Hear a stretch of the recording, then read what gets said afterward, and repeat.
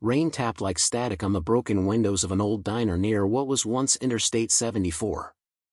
The place had long been abandoned, burned-out booths, cracked tile floors, a counter coated in dust and forgotten memories.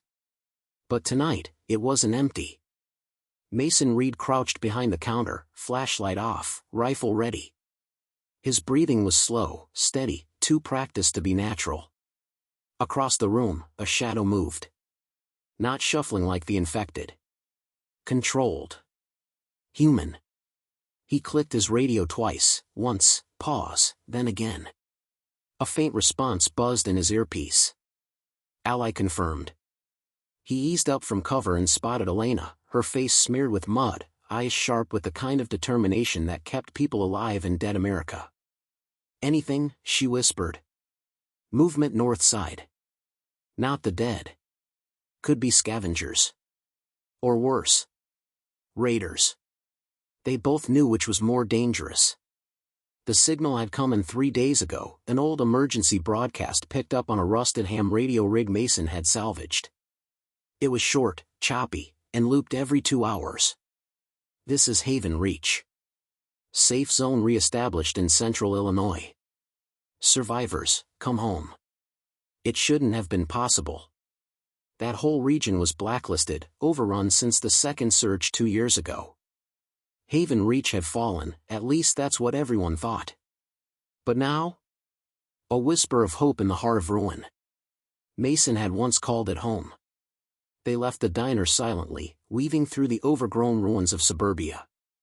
Tall grass choked the streets. Swing sets rusted in place. Trees had reclaimed parking lots. Every sound was suspect, an owl's cry, the snap of a twig, the low, almost inaudible moan from somewhere deeper in the night. Their team waited in the basement of a half-collapsed community center. Jonah, the mechanic with a mangled leg but steady hands, Priya, ex-military, scars on her face and soul, and Devin, the youngest, barely 19, too young to remember life before the dead started walking. As Mason and Elena entered, Devin perked up. You saw something? Could be scouts, Elena said. Human ones. Priya frowned. Then they're not from Haven Reach. Or maybe they are, Mason said. Could be they're sending out patrols. Or they're guarding something, Jonah added. Could be a trap. No signals coming for over 24 hours, Elena noted. Same loop, then nothing. The group went quiet. In dead America, silence usually meant two things: either something bad was coming, or it was already there. Mason spread a map on the table. If there's any chance Haven Reach is real, we have to try. We're too close now.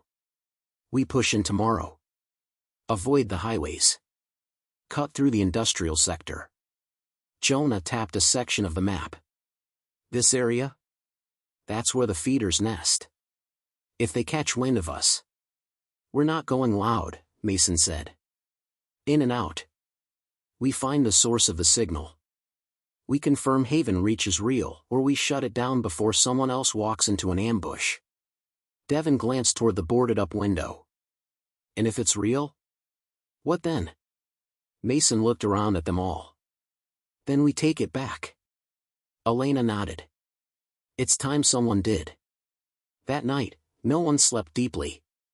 The air carried too many ghosts. Dreams were restless, of lost families, broken cities, and the faces of people left behind. In a world where memory could kill you, they had learned not to linger on the past. But now, for the first time in years, they dared to imagine a future. Dawn bled across the sky in shades of burnt orange and gunmetal gray.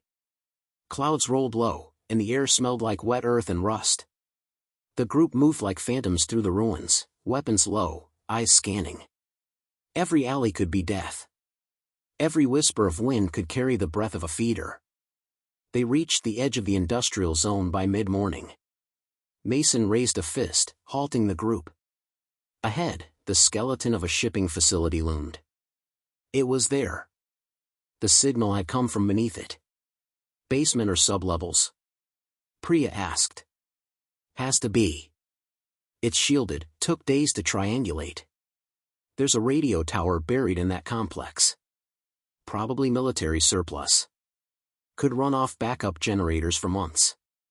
Elena peered through her binoculars. Movement. South wall. 1, no, 2 figures. Dead? Devin asked. They're too fast. Mason lifted his scope. Armor. Gear. That's not a SCAV team. They're organized. Which means this isn't just a lucky broadcast, Jonah muttered. Someone's trying to rebuild. Or control. Stay low, Mason ordered. We'll circle the east side and find a way in without alerting them.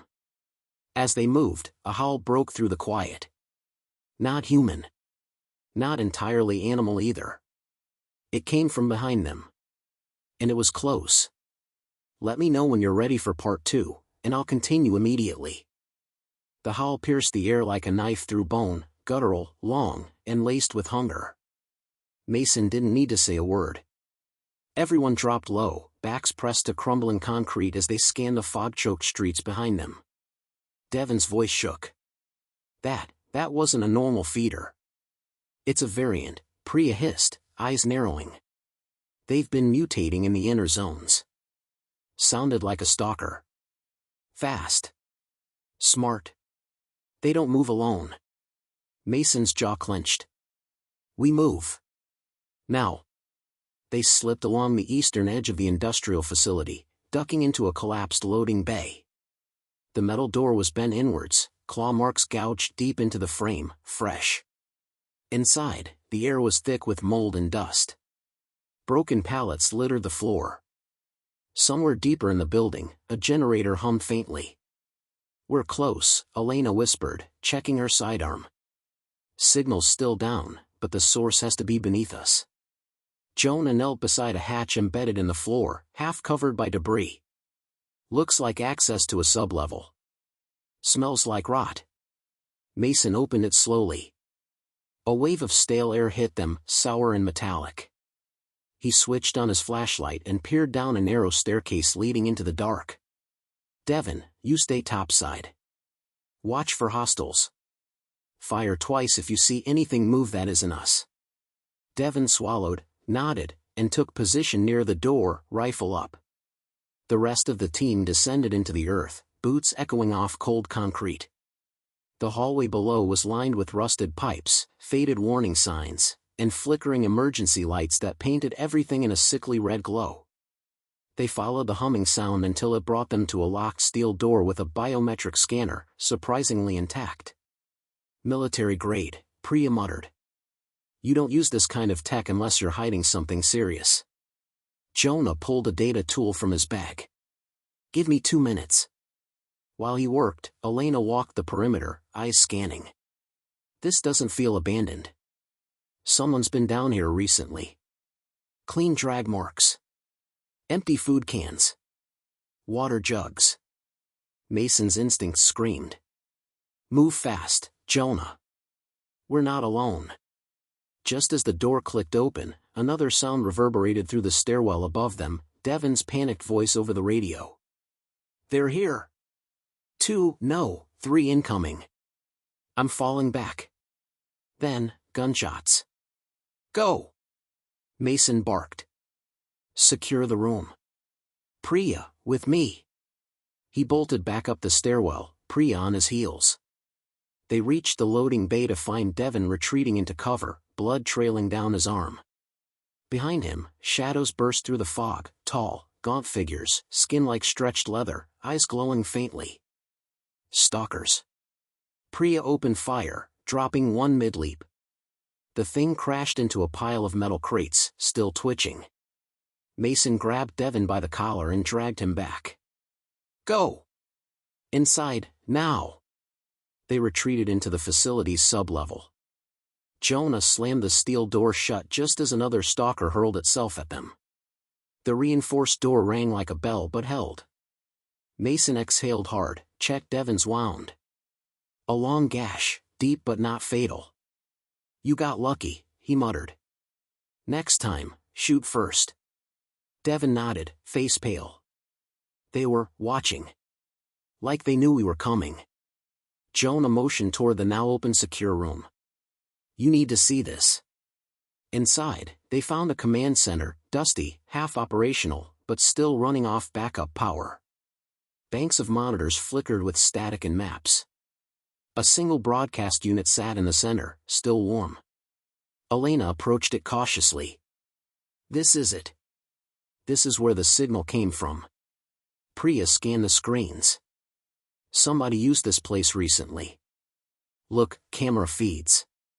They're routed to the surface. This whole building's been monitored.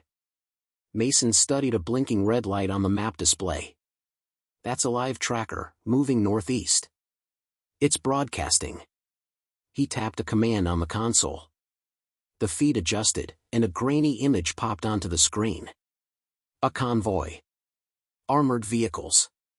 Soldiers in clean gear with insignias none of them recognized. They're not from Haven Reach, Elena said slowly. At least, not the Haven we knew. Then who the hell are they? Jonah asked. Mason stared at the screen, muscles tensing. Whoever they are, they've got tech, firepower, and a reason to broadcast a fake signal. To lure survivors? Priya guessed. Or to test response, Elena added. See who's still out there, and where they're hiding. Devon's voice trembled. We walked right into it. Mason looked at them, jaw set. No. We dig deeper. If they're rebuilding something, we need to know what. And if they're using survivors as bait. He turned to the room's backup servers, still humming quietly. We find out what they've done. And we shut it down. A low rumble echoed above them. Heavy steps. More were coming. But now, the war wasn't just against the dead. Something human was hunting them, too. The rumble above grew heavier, measured boots stepping through a wasteland of metal and ash. Whoever they were, they moved with purpose. Not like scavengers, not like raiders. This was something else. Trained. Tactical. Inside the bunker, Mason ordered the team into a defensive setup. Jonah disabled the electronic locks and rigged a remote charge just in case. Elena shut down the broadcast unit and began copying data from the servers onto a drive. Priya glanced at the door, then Mason. We're boxed in. Not if we move through the old tunnels, Mason replied. This facility was military grade. There's bound to be an emergency egress. I saw a hatch back near the west wall, Jonah said. Might be a maintenance shaft. Good.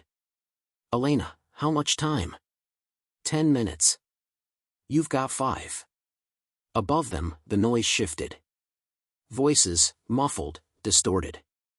Someone was barking orders. Devon pressed his ear to a ventilation grate.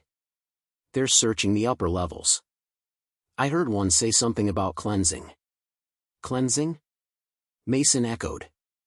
They're not just looking for survivors, Priya muttered. They're erasing them. Mason clenched his fists. We're not dying down here. Suddenly, the console flashed red, an incoming transmission. It wasn't automated. It was live. Everyone froze. Should I answer it? Elena asked.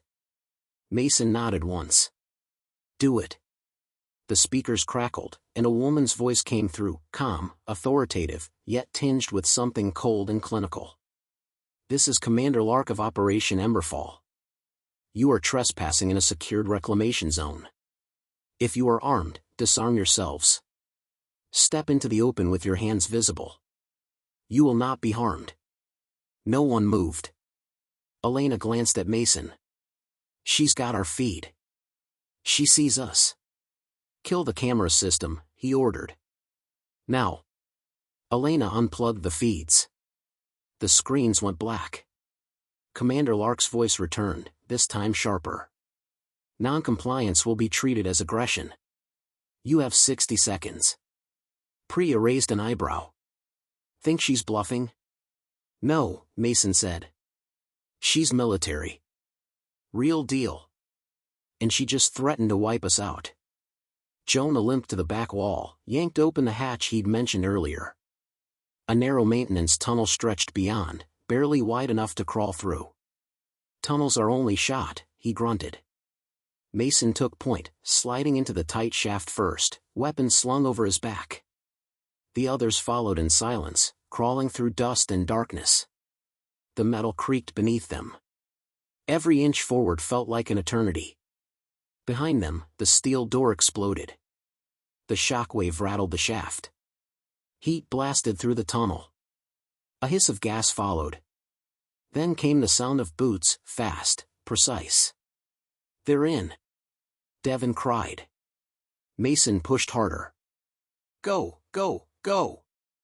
They emerged into a drainage basin beneath the old rail yard.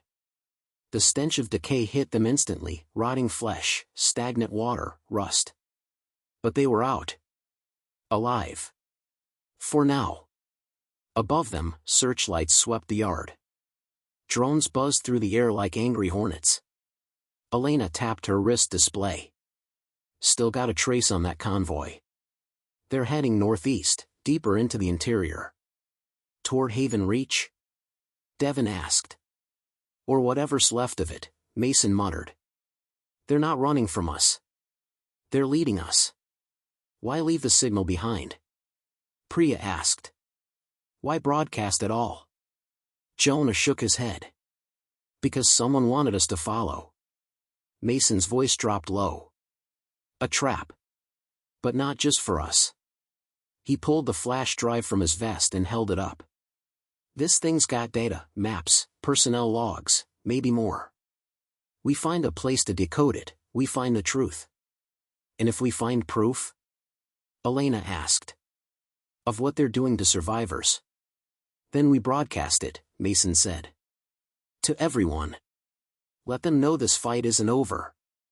Let them know we're not just running anymore." They slipped into the shadows of the rail yard, avoiding drones and patrols. Mason's mind raced. Commander Lark. Operation Emberfall. None of this was random. They reached an old maintenance shack half buried in gravel. Inside, it was dry and hidden. Priya secured the perimeter while Jonah rigged a signal jammer to prevent tracking. Elena hooked up the drive to her portable rig. The screen blinked. Files appeared. Classified logs. Heat maps. Recon reports. Then, a folder, Project Reclamation. She opened it. Lines of text scrolled across the screen. Civilian survivor clusters identified. Behavioral anomalies noted. Susceptibility to fear conditioning, high. Recommended action, containment followed by sanitation. Devin read aloud, voice hollow. "They're not saving people. They're studying them. Using them." Mason's jaw tightened.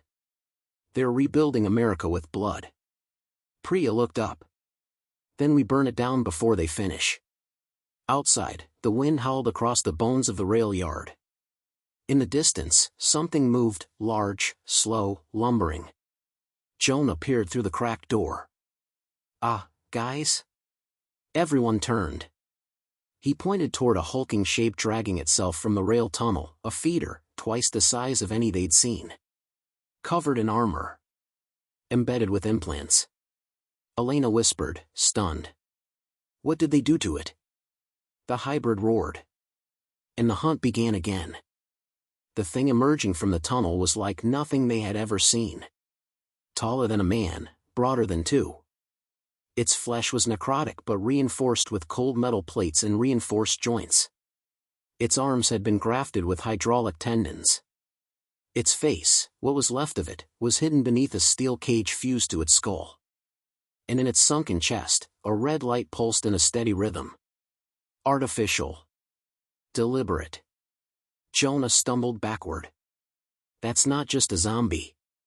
That's engineered." "It's a weapon," Priya whispered. "They're making them." The hybrid let out a mechanical screech, then charged. Mason shoved Devin aside and opened fire, bullets sparking off armor plates. The creature barely flinched. Elena tossed a flash grenade, the light bouncing violently off the shack's walls. The hybrid halted mid-step, snarling as its sensors overloaded, then lunged blindly through the sidewall. The team scattered as the structure collapsed around them. Dust and gravel clouded the air. Priya dragged Jonah behind a supply crate as the hybrid stomped past, roaring in frustration. Mason knelt beside a rail column and fired 3 more rounds into the creature's leg. One of the knees gave out. It dropped, just for a second, but enough to give them breathing room. Fall back. Mason barked. To the fuel yard. They sprinted across the open yard, ducking under broken train cars and weaving through rusted storage tanks. Elena pulled Devin along, watching the hybrid recover in the distance, now limping, but still moving with terrifying strength. It's tracking us, Devin panted.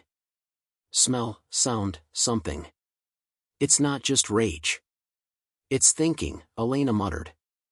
They reached the fuel yard, a massive industrial site long abandoned. Metal catwalks crisscrossed above them.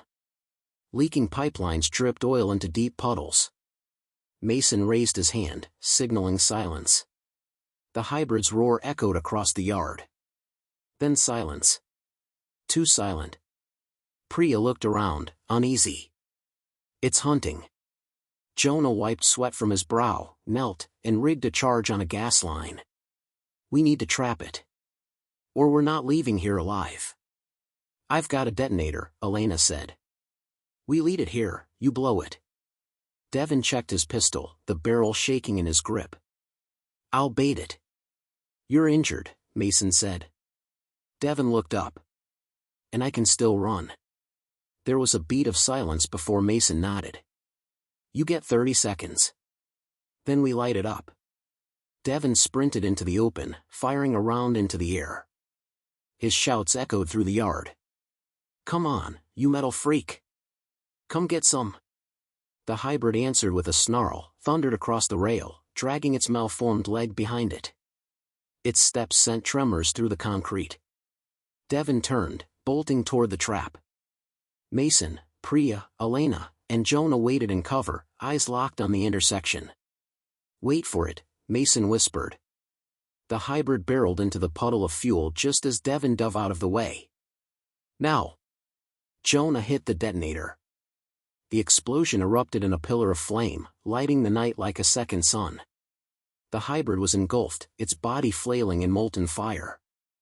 Metal cracked and popped under pressure. A scream, half human, half machine, ripped through the air as the creature collapsed in a heap of smoldering wreckage. Smoke filled the yard. The team didn't wait. They pulled Devin to his feet and disappeared into the shadows before the next patrol came.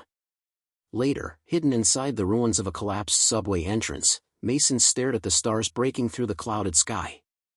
They're making monsters now, he said. Elena finished tending to Devin's arm.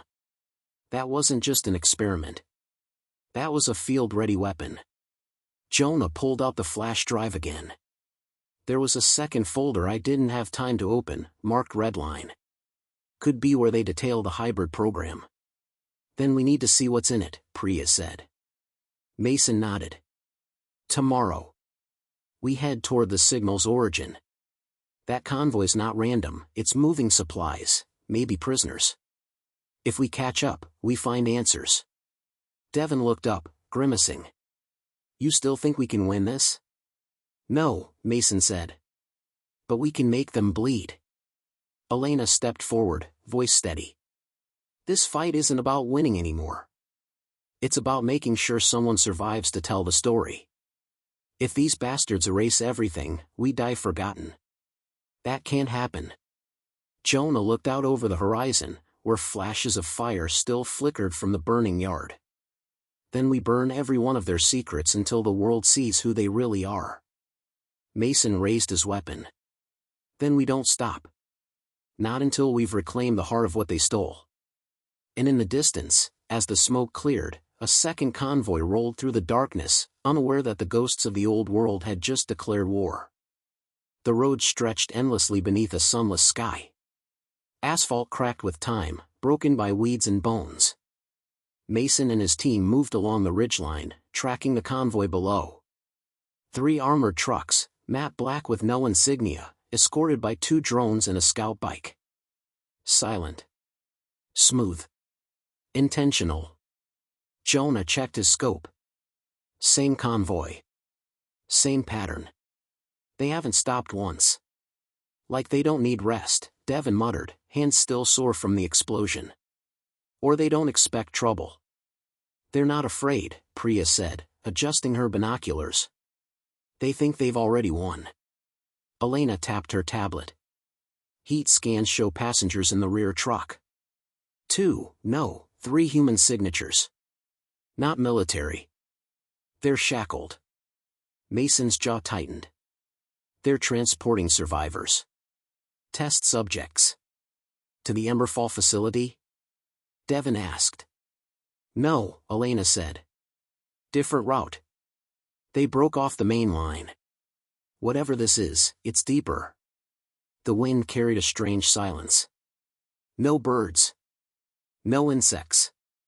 Just the quiet hum of distant machines. It had been days since the hybrid attack. The data from the flash drive had shown classified references to something called Site B, Dominion Threshold. Coordinates matched the route the convoy was now following. A place wiped from all maps. Jonah looked up from his tablet. According to the file, it's a closed-loop research site. Underground. Self-sustaining. High security. Final phase. Final phase of what? Devin asked. No clue, Jonah muttered. But anything labeled redline isn't good. They followed the convoy for another mile, then spotted a break in the road, a tunnel system carved into the rock.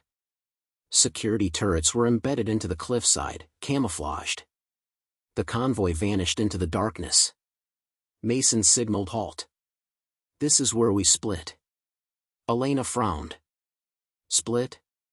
You 3, Devin, Elena, Priya, you loop around and get close to the entrance. Skin what you can, find access points. Jonah and I will climb above, see what's powering that security grid. Devin shook his head. You're walking into a death trap. We already did that the moment we started this mission, Mason replied. But if we pull this off, we might finally expose what they're hiding.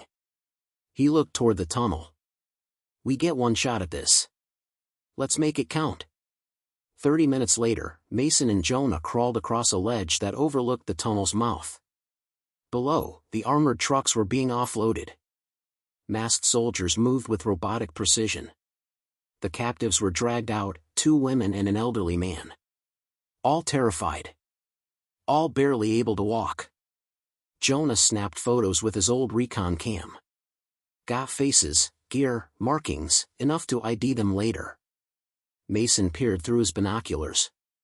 There. At the far end. That door, stainless steel, reinforced. That's not just a gate. That's a vault. Suddenly, the rock near Jonah's elbow crumbled. He slipped. Gravel poured down the side. Hold! Mason hissed. Below, one of the soldiers turned. The group froze. The soldier scanned the cliffs, pausing briefly, then moved on. Jonah exhaled hard. That was too close. Mason checked his watch. Time's up. Regroup in 15. Meanwhile, at ground level, Elena, Priya, and Devin crept through a ravine behind the cliff. They found a hidden ventilation shaft, just wide enough for one person to crawl through. The fans were old, still turning, but slow. Can we jam it? Priya asked. Elena pulled a small device from her pack and stuck it to the shaft's frame. EMP pulse. Temporary. It'll freeze everything for 90 seconds. Enough to get in, Devin said. Barely.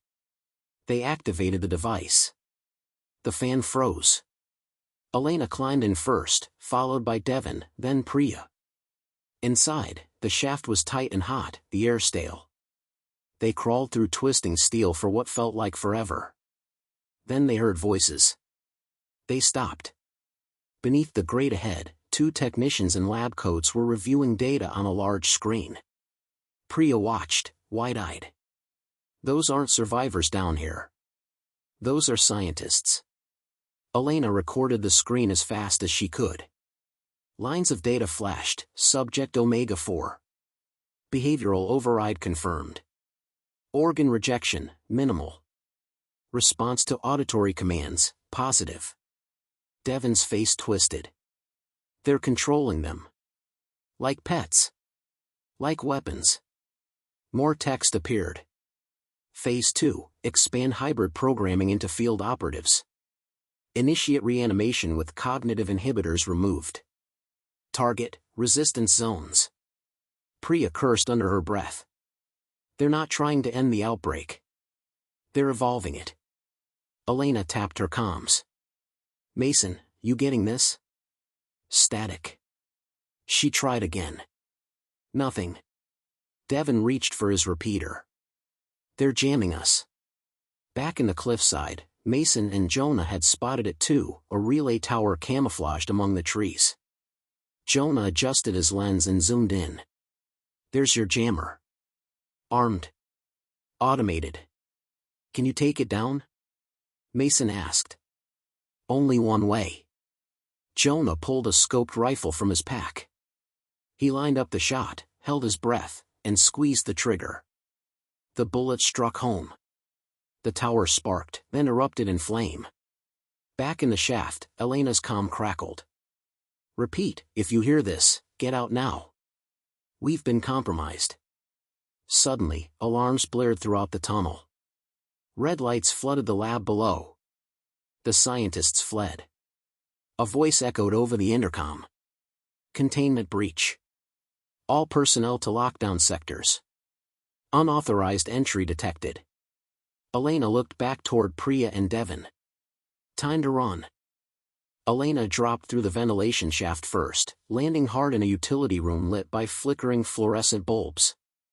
Priya and Devin followed, boots slamming against concrete. Above them, the sirens screamed louder now, an alarm growing angrier by the second. We need to find a way out before they lock this place down, Elena hissed.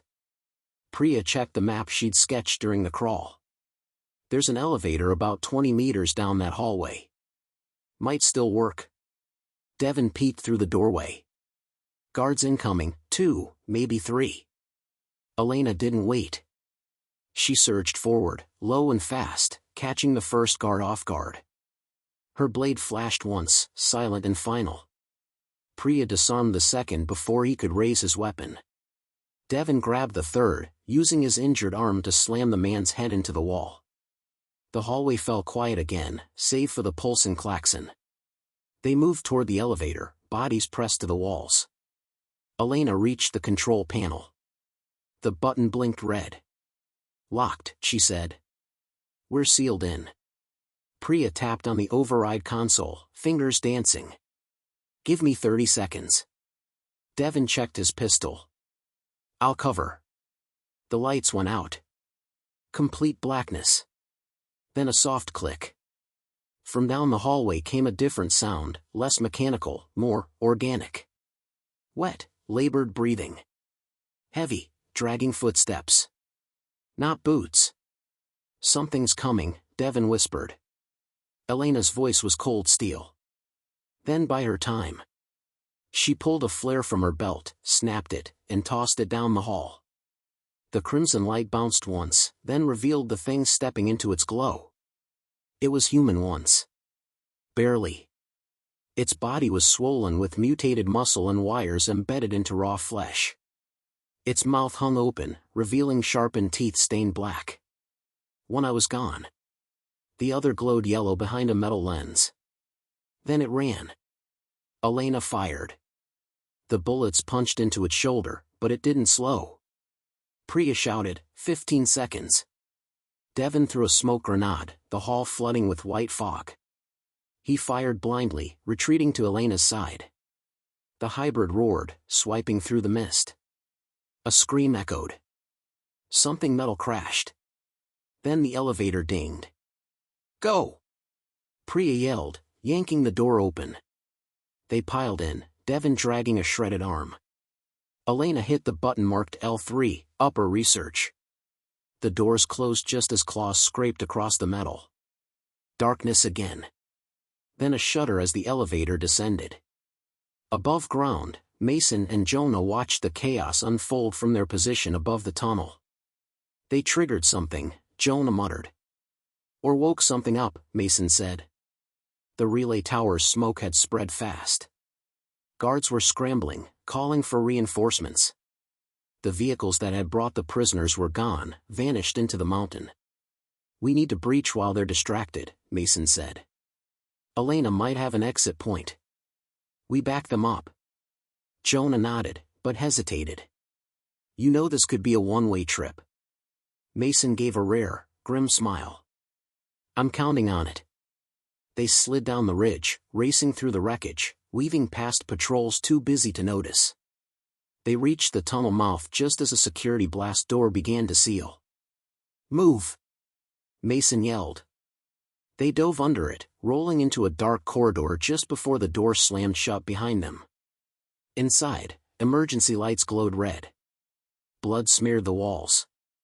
One guard was slumped over, throat torn open. Another had tried to crawl away, only to be dragged back into the shadows. They've lost control down here, Jonah whispered. No, Mason said. They never had it. On level 3, the elevator doors opened to reveal a lab frozen in horror. Screens flickered with grainy footage, experiments, tests, footage of infected hybrids learning to wield knives, open doors, even mimic speech. One screen showed a prisoner, barely alive, being injected with something black and viscous. Another showed Subject Omega-4 strapped to a chair, electrodes burning into its skull. Elena moved first, searching drawers and lockers, stuffing every hard drive and flash disk she could find into her bag. This is the motherlode, she said. This proves everything. Devin leaned against the console, breathing hard. What if we can't get it out? Then we make sure someone else does, Priya said. Suddenly, the intercom crackled. Protocol Dominion has been activated. All remaining personnel, report to Biozone Delta. Security override in progress. Devin frowned. What the hell is Dominion? Before anyone could answer, the room trembled. A low rumble echoed through the walls. Lights popped. Glass shattered. From behind a reinforced glass window, something began to rise. It was taller than the hybrids. Thinner. Pale skin stretched tight over bones. Metal tendrils slithered across its chest, feeding into ports along its spine. Its eyes opened, pure white. It looked directly at them. And it smiled. Priya stepped back. That's not just another test subject. No, Elena said. That's the source. The glass exploded outward as the creature stepped free, unshackled. It moved with terrifying grace, no wasted motion. It didn't roar. It didn't scream. It whispered. And the alarms went silent. The creature stepped through the broken glass with calm certainty, like a king reclaiming his throne. Its pale skin shimmered under the flickering lab lights, and the metal veins running across its body pulsed with dull, crimson light. Nobody spoke. Nobody moved. Then, the whisper came again, not in the air, but inside their minds. You brought the stone with you. Priya clutched her head. It's in my brain. Elena pulled her sidearm. Cover your ears. Don't listen. Devin raised his weapon, blood still soaking his sleeve. What the hell is that thing? The creature tilted its head. From its chest, a thin panel opened, releasing a low-frequency hum. Suddenly, alarms started again, only this time they were layered beneath something else, groans. Not human. Elena spun toward the security monitors still active across the room. She stared in horror. Every sealed chamber was opening. Every hybrid subject, dormant or restrained, was waking up. They've turned this place into a cage, she whispered. And now they've released the pack. Elsewhere on the same level, Mason and Jonah crept through a debris-filled hallway. Bodies littered the ground, guards, scientists, and infected alike. None had been shot. All had died, screaming. Jonah knelt near a terminal.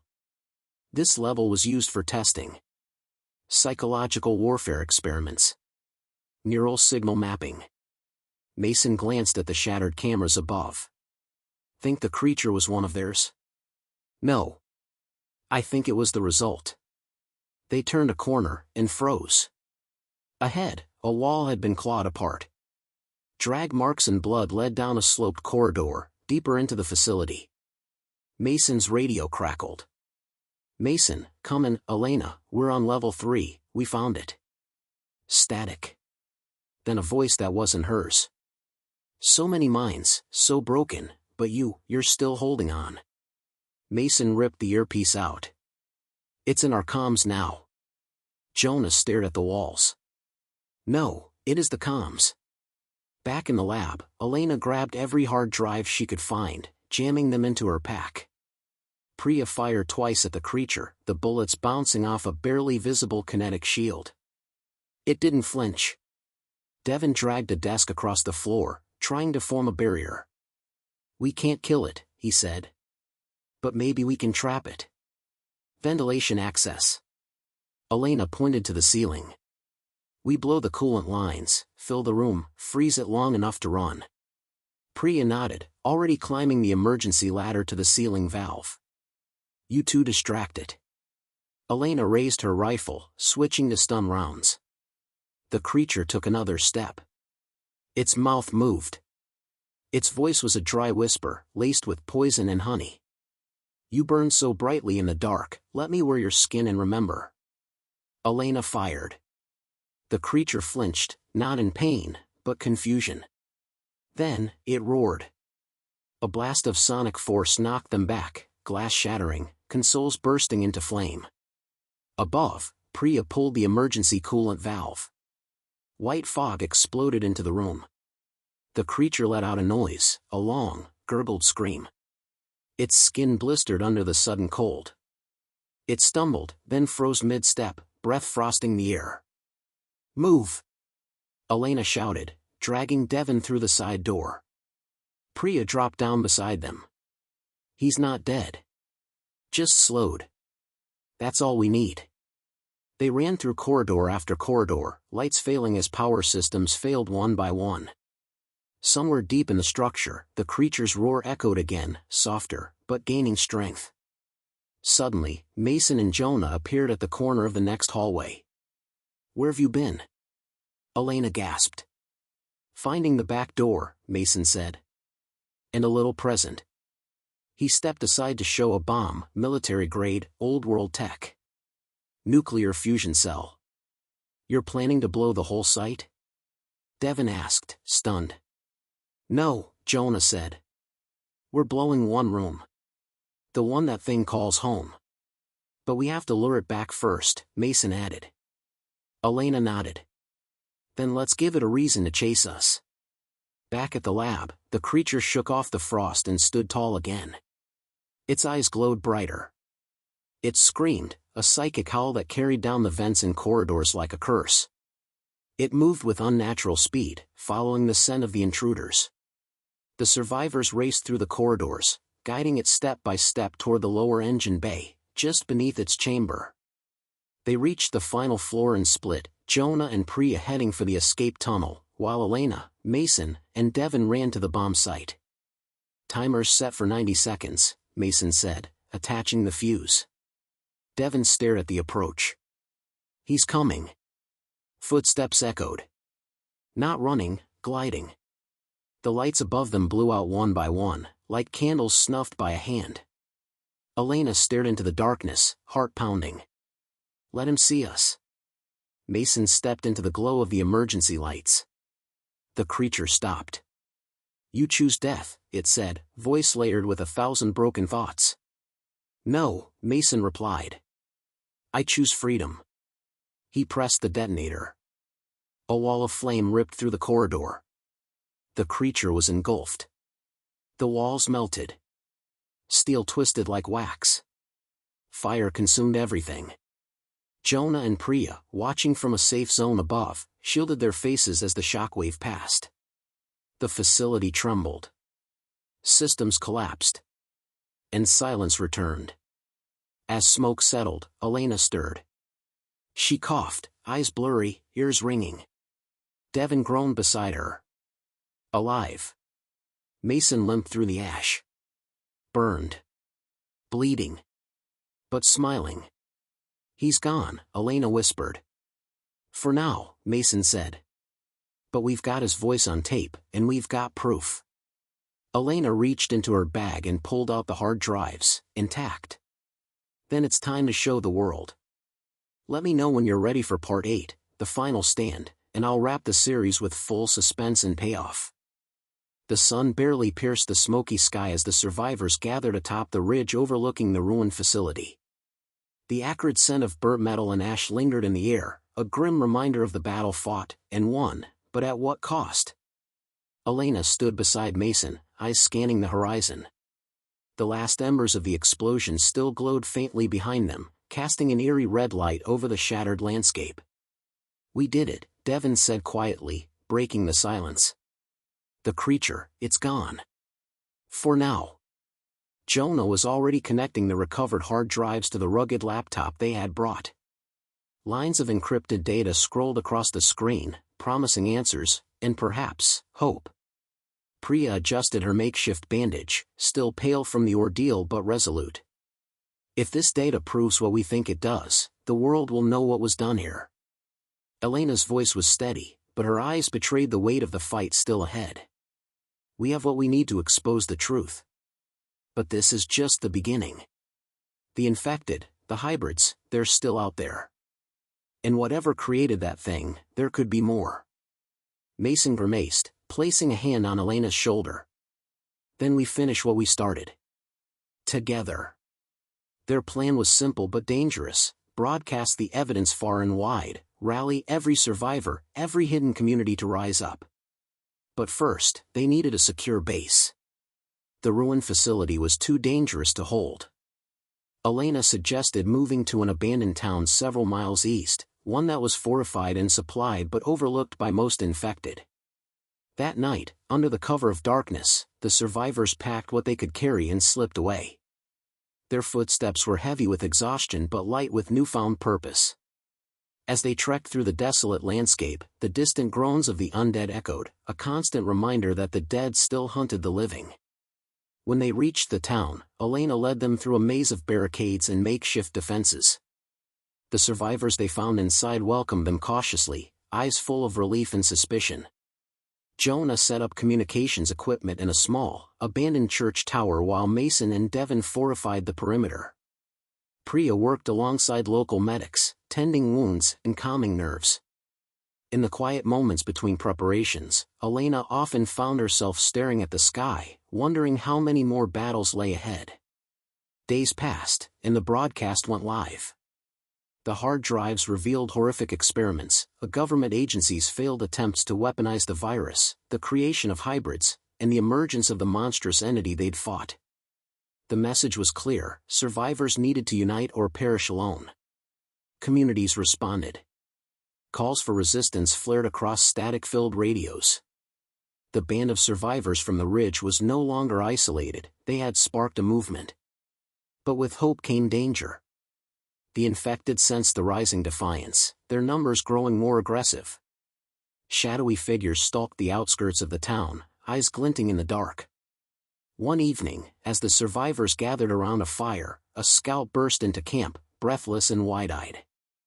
They're coming. A massive horde. From the south.